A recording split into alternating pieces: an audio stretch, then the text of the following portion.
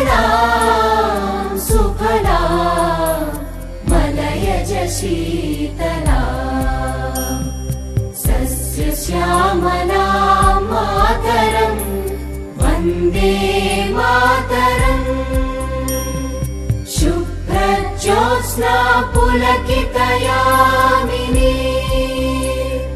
पुल्लकुसुमित द्रुमदलशोभिनी सुहासिनी सुमधुरभाषिणी सुखदां वरदां मातरं वन्दे मातरम् वन्दे मातरम्।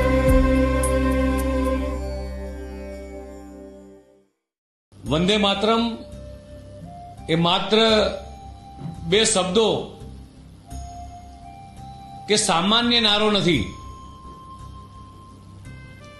વંદે માતરમ આ એક એવો કાંતિ મંત્ર છે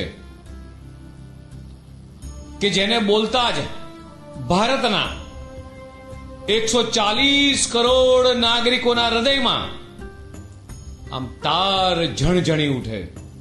વંદે માતરમ માત્ર એક ગીત નથી, એ ભારતના આત્માનો નાદ છે. રાષ્ટ્રપ્રેમની એવી પવિત્ર ધ્વનિ જે દરેક ભારતીયના હૃદયમાં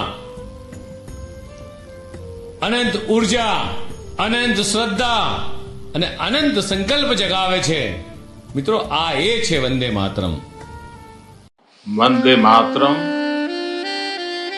एक शब्द, एक मंत्र है, एक ऊर्जा है,